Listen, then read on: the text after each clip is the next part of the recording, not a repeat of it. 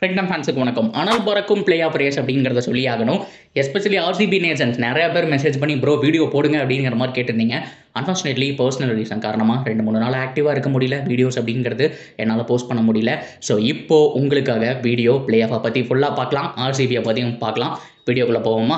So இந்த ஒரு ரொம்ப முக்கியமான ஒரு ஸ்டேஜில் அவங்க இருக்காங்க அப்படிங்கிறத சொல்லி ஆகணும். யார் அப்படின்னா எல்லா டீமும் தான்.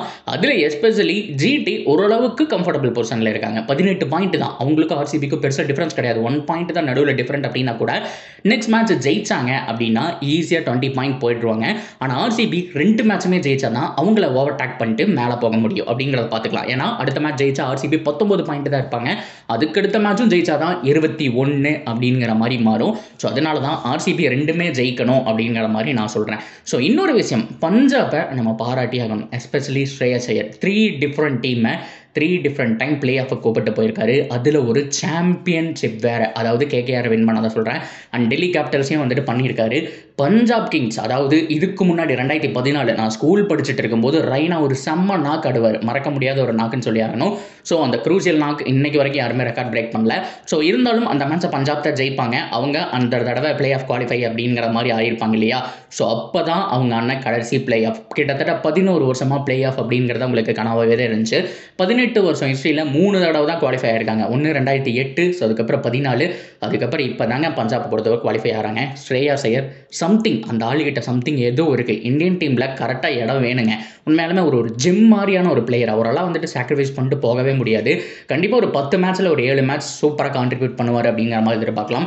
ஸோ சூப்பராகவே இருந்திருக்கு டீம் அப்படிங்கிறத நம்ம பாராட்டி ஆகணும். பஞ்சாப் எஸ்பெஷலி அவங்களும் பார்த்தோம் அப்படின்னா சாம்பியன்ஷிப் அடிக்கிறதுக்கு மிக முக்கியமான ஒரு ரீசனாக, அதாவது அந்த ரேஸில் பார்த்தோம் அப்படின்னா மிக முக்கியமான ஒரு டீமாக இருக்காங்க அப்படிங்கிறதையும் நான் இந்த இடத்துல மென்ஷன் பண்ணிக்கிறேன். அண்ட் இரண்டாவதாக நம்ம பார்க்க போகிறது யார் அப்படின்னா குஜராத் டைட்டன்ஸ். என்ன உண்மையாலுமே ஃபுல் பண்ணிட்டாங்கன்னு நான் சொல்லி ஆகணும். ஏன்னா ஐபிஎல் ஸ்டார்ட் ஆகும்போது ஆன் பேப்பரில் இருக்கக்கூடிய டீம்ஸ் எல்லாம் எது பலமாக இருக்குன்னு சொல்லும்போது இந்த டீம் நான் குவாலிஃபையே ஆகாதுன்னு சொல்லியிருந்தேன். அதுக்கு காரணம் என்ன அப்படின்னா எங்களுடைய டாப் 2 மட்டும்தான் பவர்ஃபுல். அதாவது கில்லு, சாய் சுதர்சன் தான். அவங்கள தவிர யாரும் மிடில் ஆர்டரில் ஆட போகிறது கிடையாது. நிறையா மேட்ச் வந்துட்டு கஷ்டப்பட்டு தான் தோக்க போகிறாங்கிற மாதிரி நான் சொன்னேன். ஆனால் நான் யாரை ப்ரைஸ் பண்ணி பேசணும், அவங்க 2 பேருடைய பர்ஃபார்மன்ஸ் தான். 2 பேருமே 550 ரன்னுக்கு மேலே இருக்காங்க. ஆரஞ்சு கேப் வந்துட்டு சாய் சுதர்சன் வச்சிருக்காரு. என்ன ஒரு பார்ட்னர்ஷிப்புங்க. உண்மையாலுமே இந்த ஐபிஎல்லுடைய one of the best opening pair அப்படின்னா சாய் சுதர்சன் அண்ட் சுப்மன் கில் சொல்லியே ஆகணும்.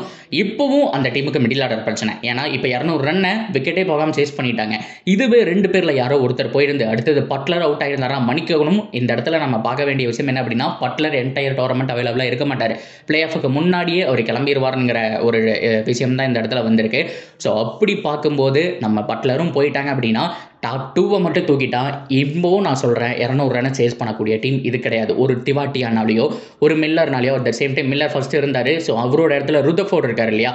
ஸோ அவர்னாலேயோ ஒரு ராஷித் கான்னாலேயோ கடைசி வரைக்கும் எடுத்துகிட்டு போக முடியுமா? ஒரு ஷாருக் கான்னாலேயோ எடுத்துகிட்டு போக முடியுமா அப்படின்னு நீங்கள் கேட்டிங்கன்னா வாய்ப்பு இல்லைங்க. ஏன்னா இப்போ 200 ரன் அவங்க சேஸ் பண்ணுறாங்கன்னா 20க்கு 2 அப்படின்னு இருக்கும்போது சாய் சுதர்சன் கில் அவுட்னா கண்டிப்பாக சேஸ் பண்ணுறது ரொம்ப கஷ்டம் அப்படின்ற மாதிரி தான் நான் சொல்லுவேன்.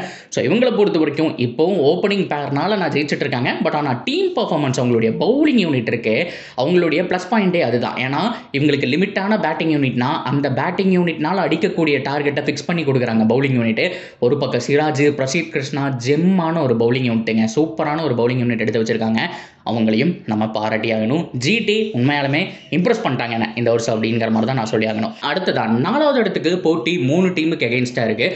ஸோ யார் அப்படின்னா கிட்டத்தட்ட ஒரு ட்ரை சீரீஸ் மாதிரி தான் ஆட போகிறாங்க. இந்த பக்கம் வந்துட்டு லக்னோ இருக்காங்க, இன்னொரு பக்கம் டெல்லி இருக்காங்க.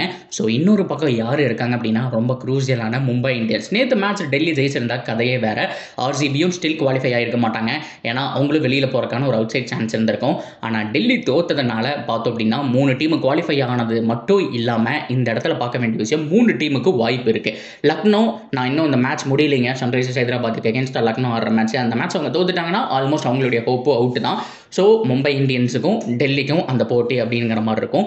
4வது இடத்தையும் யார் பிடிக்க போகிறாங்கிறத நம்ம போட்டு தான் பார்க்கணும். கடைசியாக ஆர்சிபியை பற்றி பேசலாம்னா எப்படி, நிறைய பேர் வெயிட்டிங்கில் இருப்பீங்க. ஆர்சிபி மேட்ச் ஆடி ஏதோ பல வருஷம் அந்த மாதிரி இருக்குங்க. ஸோ நடுவில் பார்த்தோம் அப்படின்னா வாரநாள் ஸ்டாப் பண்ணாங்க. கிடைச்ச மேட்சும் மழையால் ரத்தாச்சு. டிம் டேவிட் வந்துட்டு ஸ்விம் டேவிட்டாக மாறினார். அதையும் நம்ம நல்லா பார்க்க முடிஞ்சு. இந்த மாதிரி ஃபன்னி எலமெண்ட்டெல்லாம் இருந்தாலுமே ஆர்சிபி டச்சில் இருக்க வேண்டியது ரொம்ப அவசியம். அடுத்து இருக்கக்கூடியது 2 போட்டி. இந்த 2 போட்டி ரொம்ப க்ரூசியல் கேம்ஸ் அப்படின்னு நான் சொல்லுவேன். ஏன்னா ஆர்சிபியோட ரெக்கார்டு எடுத்து பாருங்கள். கடந்த 6 வருஷத்தில் 2023 மட்டும் அவங்க அவங்க குவாலிஃபை ஆகலை. மற்ற எல்லா தடவையும் ஆயிருக்காங்க. ஆனால் எங்கே ஃபினிஷ் பண்ணியிருக்காங்க அப்படின்னா 3 and 4 தான் ஃபினிஷ் பண்ணியிருக்காங்க. எலிமினேட்டர் தான் ஆடி இருக்காங்க. அந்த எலிமினேட்டர்லையும் வின் பண்ணாங்களான்னு கேட்டால் கிடையாது. அதுவும் லாஸ் தான். இந்த ஆர்சிபி வச்சுட்டு என்ன பண்ணுறது அப்படிங்கிற மாதிரி தான் தெரியல. ஒரு சில டைம் எலிமினேட்டர் வின் பண்ணாலுமே குவாலிஃபை 2 தாண்ட மாட்டேறாங்க. ஸோ இந்த மாதிரி பல பிரச்சனை அப்படிங்கிறது அந்த டீமுக்குள்ளே இருந்துட்டு இருக்கு. ஸோ அதனாலேயே இந்த தடவை நல்ல ஸ்குவாடு, நல்ல பாயிண்டில் இருக்காங்க. இதை கிராப் பண்ணி டாப் 2ல் முடிக்கணும். இதுதான் அவங்களுடைய மிக முக்கியமான ஒரு குறிக்கோளாக இருக்கணும். ஏன் அப்படின்னா இந்த 2 மேட்ச் ரொம்ப குரூசியல்னா, இந்த 2 மேட்ச்சில் ஏதோ ஒரு மேட்ச் தோத்தாலுமே பஞ்சாப் 2 மேட்ச் ஜெயிச்சிட்டாங்கன்னு வச்சுக்கோங்களேன், அடிச்சு பிடிச்சி அவங்க டாப் 2ல் சீல் பண்ணிடுவாங்க. ஏன்னா இதில் ஒரு மேட்ச் தோத்தா எவ்வளோ பாயிண்ட் இருக்குன்னு யோசிச்சு பாருங்க. ஒரு மேட்ச் தோத்தா 0 பாயிண்ட்ஸா, அடுத்த மேட்ச் வின் பண்ணாலுமே 19 பாயிண்ட்ல தான் முடிப்பாங்க. ஆனால் குஜராத்துக்கு 2 மேட்ச் இருக்குது. அதில் ஏதாவது ஒரு மேட்ச் வின் பண்ணால் அவங்க 20 பாயிண்டில் வந்துட்டு சீல் பண்ணிடுவாங்க. இப்போ செகண்ட் பொசிஷனில் பஞ்சாப் கையிலேயும் 2 மேட்ச் இருக்குது. அவங்க ஒரு மேட்ச் தோத்தாலுமே ஒரு மேட்ச் ஏதோ நல்ல ரன் ரேட்டில் வந்துட்டு அவங்க ஜெயிச்சிட்டாங்கன்னா, நல்ல ரன் ரேட்னா கூட கிடையாது, ஆல்மோஸ்ட் கிட்டத்தட்ட ஒரு மட்டும் ஸ்பேர் வச்சு அவங்க ஜெயிச்சாங்க அப்படின்னா கூட அவங்க 2ல் வந்துட்டு சீல் பண்ணிடுவாங்க அப்படிங்கிறத பார்க்கணும். இவ்வளோ நல்லா பர்ஃபார்ம் பண்ணிட்டு ஆர்சிபி கடைசி டைமில் பார்த்தோம் அப்படின்னா அந்த டாப் 2ல் முடிக்கலைன்னா ரொம்ப ரொம்ப புறான ஒரு விஷயம் நான் சொல்லுவேன். மறுபடியும் ஏன் அப்படின்னா 3 மேட்ச் வின் பண்ணால் தான் உங்களுக்கு சாம்பியன்ஷிப் அப்படிங்கிற மாதிரி ஆயிடும். எலிமினேட்டர், குவாலிஃபயர் 2, அதுக்கப்புறம் ஃபைனல் போனால் ஃபைனலுங்கிற மாதிரி ஆயிடும். இந்த மாதிரி பல பிரச்சனை இருக்குங்க. டாப் 2ல் முடிக்கிறது மட்டும்தான் உங்களுடைய குறிக்கோளாக இருக்கணும். அதை தான் நானும் எதிர்பார்க்குறேன். நடக்குதானுங்கிறத பார்த்து தான் ஆகணும். இதுக்கப்புறம் அவங்க வந்துட்டு ரொம்ப முக்கியமாக அந்த பாட்டமில் ஃபினிஷ் பண்ணாலுமே, டாப் 3 and 4ல் ஃபினிஷ் பண்ணாலுமே பார்த்தீங்க அப்படின்னா அந்த இடத்துல வரக்கூடிய டீமை பொறுத்து ஆர்சிபியோட பர்ஃபார்மன்ஸ் மாறலாம். டெல்லி இல்லை மற்ற டீம் லக்னோலாம் வந்தாங்கன்னா ஓரளவுக்கு ஈஸியாக இருக்கும். மும்பை வந்தாங்க அப்படின்னா பலமான டீமாக இருக்குது. ஸோ அதனால் அன்ஃபார்ச்சுனேட்லி அவங்க என்ன பண்ணணும் அப்படின்னு நீங்கள் கேட்டிங்கன்னா, இந்த 2 வந்துட்டு அவாய்ட் பண்ணவே கூடாது. கண்ணை மூடிட்டு 2ல் ஃபினிஷ் பண்ணணும். நம்ம மீதி இருக்கக்கூடிய 2ல் 2யுமே ஜெயிக்கணுங்கிறத பார்க்கணும். அப்படி நடந்துச்சுன்னா ஆர்சிபி அண்ட் டாப் 2ல் முடிப்பாங்க. குவாலிஃபயர் 1 ஆடுவாங்க. அப்படி இல்லைன்னா கொஞ்சம் கஷ்டம் தான் அப்படிங்கிற மாதிரி தான் நான் நினைக்கிறேன். இவ்வளோ சூப்பரான டீமே ஹேசல்வுட் வேறு இருக்காரு. அதுதான் ரொம்ப முக்கியமான விஷயம். அவர் இருக்க மாட்டார். கிட்டத்தட்ட ஆல்மோஸ்ட் எல்லாருமே அவுட்டுன்னு நினச்சோம். ஆனால் எல்லாருமே ஆர்சிபிக்காக ரிட்டர்ன் வந்திருக்காங்க. தயவு செஞ்சு அந்த ட்ராஃபியை இந்த தடவை விட்டுறாதீங்கப்பா. இந்த தடவை மாதிரி பெட்டர் ஸ்குவாட் அடுத்த சீசன் கிடைக்குமான்னு கூட டவுட் தான். ஸோ இந்த தடவை ஆர்சிபி முழு வீச்சோட செயல்படணும். ஸோ இன்னும் 2 மேட்ச் தானே அப்படிங்கிறத ஃப்ரீயாக விடாமல் 2 மேட்சுமே ஜெயிச்சே ஆகணுங்கிற ஒரு இன்டென்ட் இருக்கும். பிரச்சனையே அங்கே தான். ஏன் அப்படின்னா சின்னசுவாமியில் நடக்குது, நம்பர் 1. இன்னொன்று, இந்த மழையினால் ஏகப்பட்ட போட்டி ரத்தாக போகுதுங்க.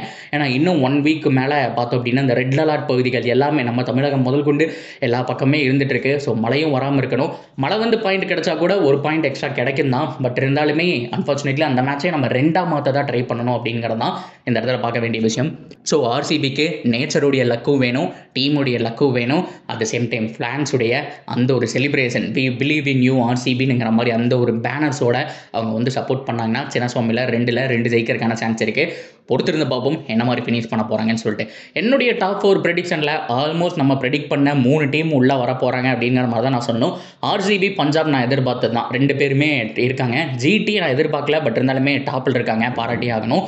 அண்ட் 4 நான் மும்பை இந்தியன்ஸ் எதிர்பார்த்தேன். டெல்லி கேபிட்டல்ஸும் எதிர்பார்த்தேன். 2ல் ஏதாவது ஒரு டீம் வருதா அப்படிங்கிறத பொறுத்து வந்து பார்க்கலாம். இதை பற்றின கருத்துக்கள் நீங்கள் தாராளமாக கமெண்ட்டில் சொல்லலாம். அண்ட் தொடர்ந்து அப்படி இருக்க சேனலோட இணைஞ்சிருங்க. சப்ஸ்கிரைப் பண்ணி சப்போர்ட் பண்ணுங்கள்.